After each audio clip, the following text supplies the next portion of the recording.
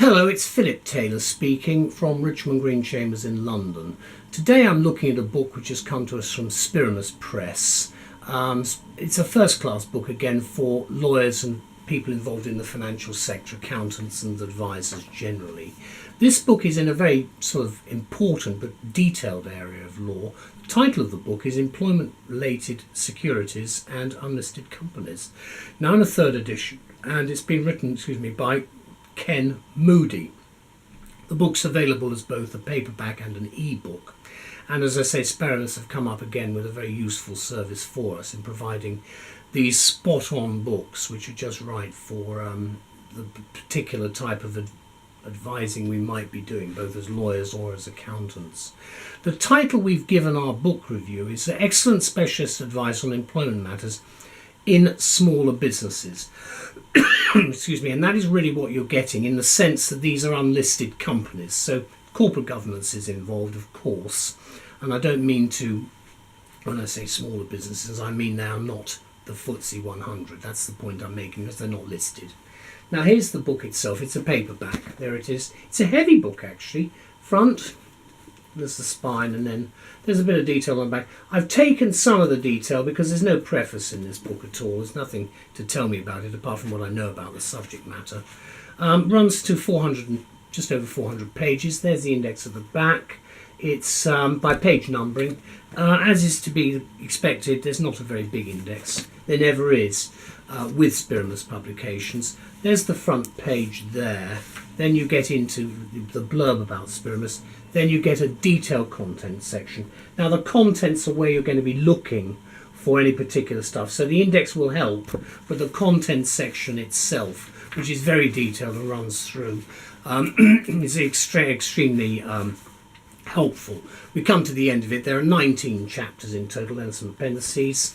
Then after that you've got very useful abbreviations which are there. Then you've got the table of authorities, the case law itself, not that much, and then statutes to follow on after that.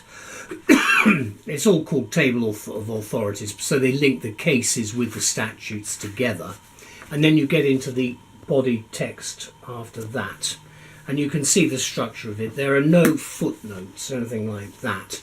But what you do have is paragraph numbering, so you should find things reasonably quickly.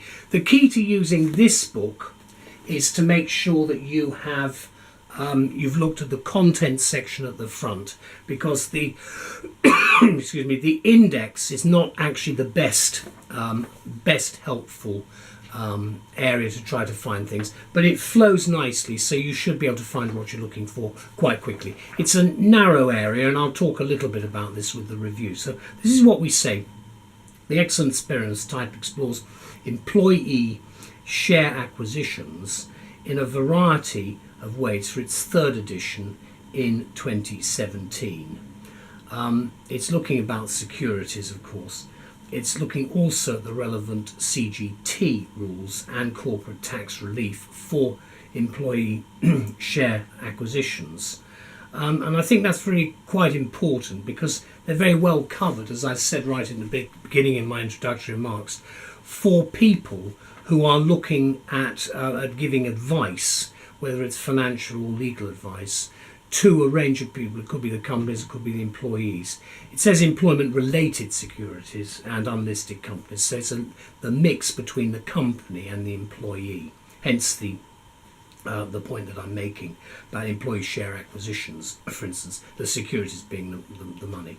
Now, we found the basic share valuation methodology very well discussed throughout, although obviously PAYE and NIC contributions don't apply generally to unlisted company or shares and securities, but they can apply where a market exists for the security or on the occurrence of events related to ERS, and I'm going to use that abbreviation, employment-related securities, employee-related securities. Also, the compliance requirements about online registration of schemes, annual returns, penalties, and so on are also featured. So that's really what you're getting with the book itself, and it's been thoroughly updated, of course, by Moody.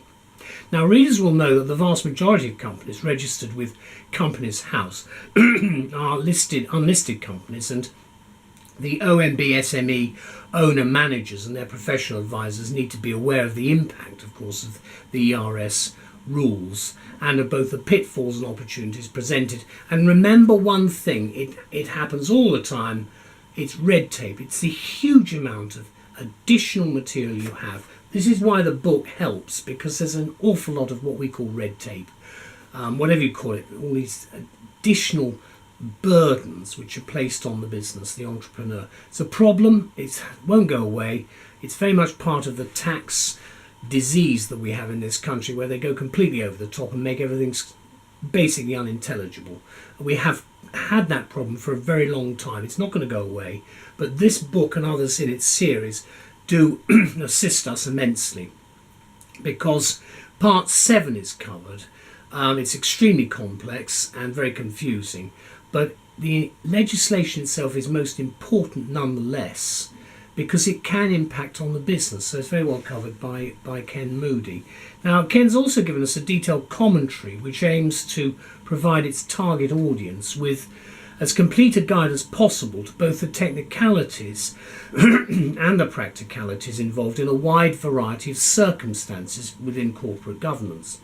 And as far as we understand the situation, there's no other publication of its type which deals with the ERS rules in such depths. And as explained, this is a subject which is all about company owner managers and their advisors who need to be informed about what is happening. And Moody has written the new edition mainly with private and unlisted companies in mind.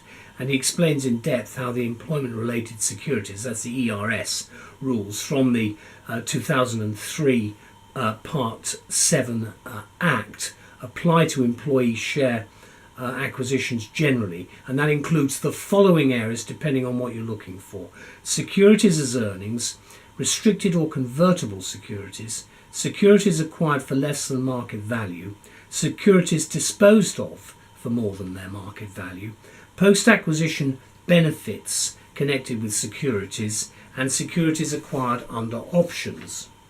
Now, Part 7, which is really what this is mainly aimed at, consists partly of the anti-avoidance rules created relating to shares and other securities acquired or disposed of under the above categories that I've just set out.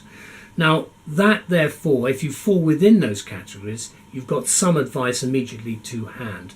The rest of the legislation, that's the main piece of legislation, is concerned mainly with the tax-advantaged securities option arrangements, through the major emphasis which is placed on this work through what are known as the enterprise management incentives, the EMIs.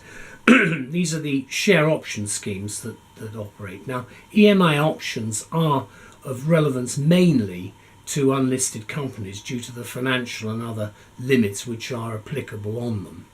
Now, Spiramus, I think, have come up here with a most useful and helpful edition of what is a technical and rather narrow area of law for us.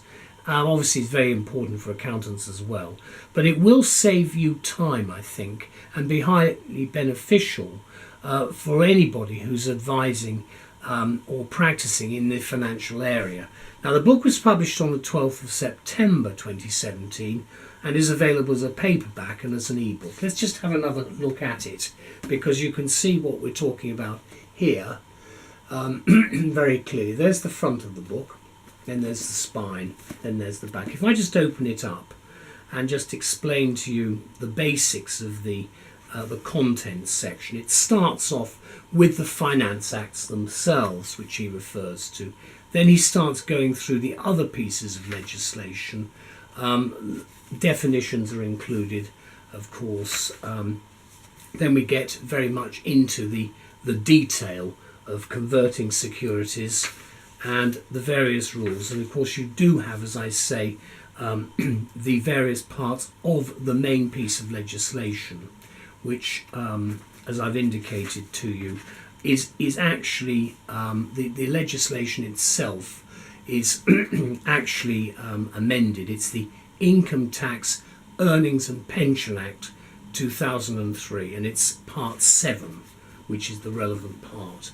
I didn't actually explain that in detail in the written review, but I think that at least one will get some indication of. It's an older piece of legislation, but it does get updated by the Finance Acts themselves. So thank you very much to Spiramus and to Ken Moody for producing an excellent work for us. We're very grateful indeed. Bye-bye.